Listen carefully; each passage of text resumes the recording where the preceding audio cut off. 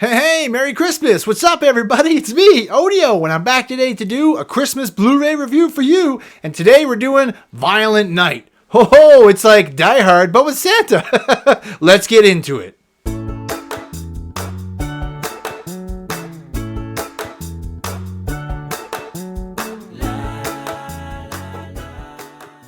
Alright, so today I'm going to be reviewing Violent Night, the Blu-ray. I got the 4K of it, and it's 100% worth the pickup. I'll even say that before it gets started. But yeah, Violent Night, like I said in the intro, it's kind of like Die Hard, except Santa is playing the role of Bruce Willis.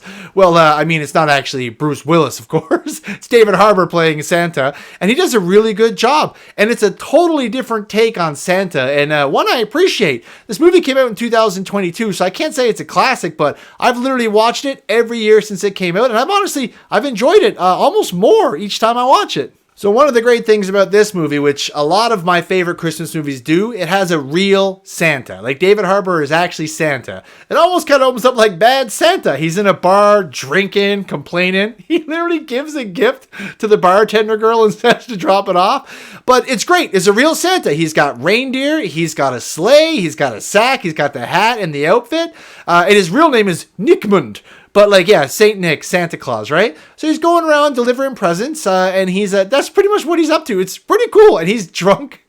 He throws up on the lady when he's leaving earlier.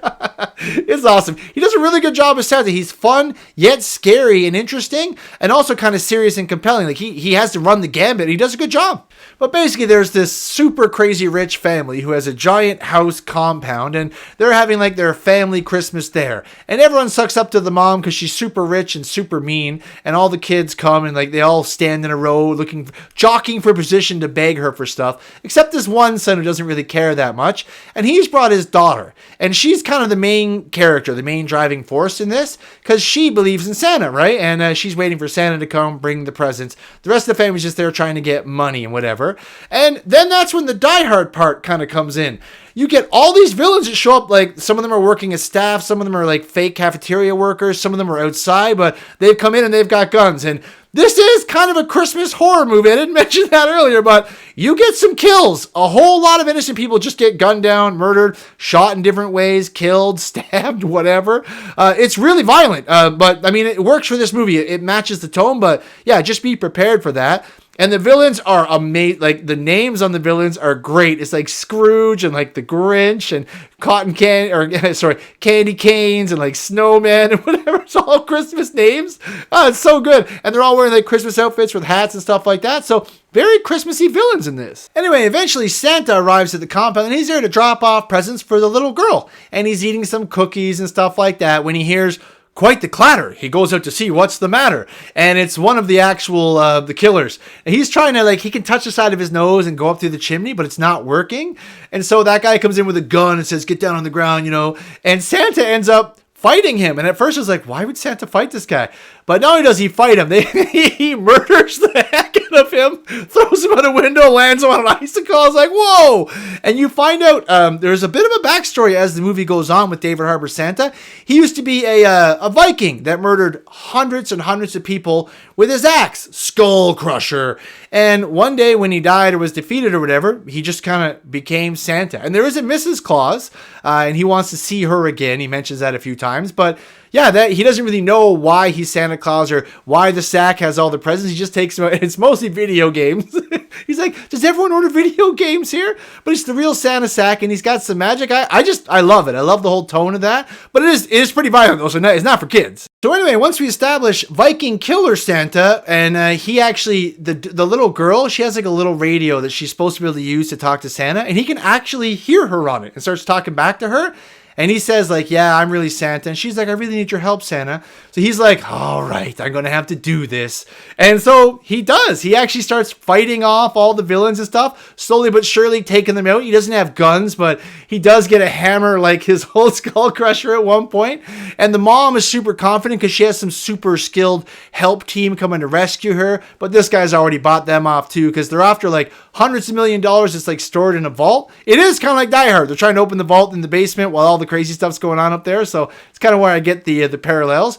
And also with Santa, like I say, being the John McClane, Bruce Willis, slowly taking out people one at a time. And honestly, the fighting and the violence and some of the deaths are so cool. Like, you get Christmas deaths, kind of, the way they die. And he's fighting them with, like, candy canes or whatever he can get his hands on to win fights. It's really good. The whole story is interesting. And, like, you get to meet all the different villains and all they have different names. And you find out about the head villain, too. John Leguizamo, I think that's how you pronounce his name, is the main villain in this. He does a really good job coming off like a psychopath who had a bad time with Santa when he was a kid. So, welcome to your worst Christmas ever. Now he doesn't care if it's the real Santa. He's actually happy that it's the real Santa. He wants to kill him and end Christmas. But some of the people that are with him are like, I don't know, man. This might be the real Santa.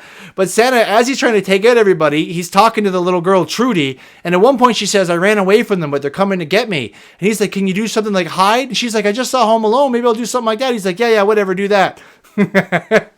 Favorite part of the movie for sure. So Trudy's in the attic. She sets up a little Home Alone set up there. Oh, and it's like, what would really happen if these things happen, like to the sticky bandits or the wet bandits or whatever? Well, they'd be killed, probably, right? She throws a bowling ball, breaks the steps, they're falling out the attic. She shoots like it's honestly my favorite part of the movie. You get a nice little Home Alone, tricks happening, they're getting knocked down, everything like that. It was fantastic. And you see her get to defend herself, and Santa gets there just in time to help her out. And it's awesome. And then by the end of it, you get a big final showdown with Santa and like the Grinch. It's one of the kill he gets on that guy at the end is so awesome. It's stuck with me. Every time I see this movie, I'm like, oh my God. It always shocks me, but it's awesome because it looks like Santa's going to lose, of course, and some things happen. And always believing in the magic of Christmas will always help Santa win any kind of confrontation. But by the end of the movie, the reindeer is back, the sack is back, the chimney magic is back, and everyone's having a great time, and including me. I loved it. Like I said, it is a little bit more violent than I would normally watch around Christmas, but I love it. I love the tone. I didn't think I'd like this at all when I saw it in 2022, but I was wrong. It's a classic for me. I'm going to probably keep this in my lineup for years and years to come. Me and my wife just love it. It's a guilty Christmas pleasure of ours. We do watch Die Hard, but I watched this one first this year, so wanted to get that review in. And honestly, this is an awesome Christmas movie. I'm going to give this an 8.5 out of 10 on the odometer. Great action, great Christmas message, and a real Santa. Woohoo! All the makings of an awesome Christmas time. So I hope you guys get to check this one out on Blu Ray or streaming, wherever you can see it. And thanks so much for your time, guys. Really appreciate you watching this far. Please like, share, and subscribe to the video. And remember, everybody, stay out of trouble. And stay out of trouble at Christmas.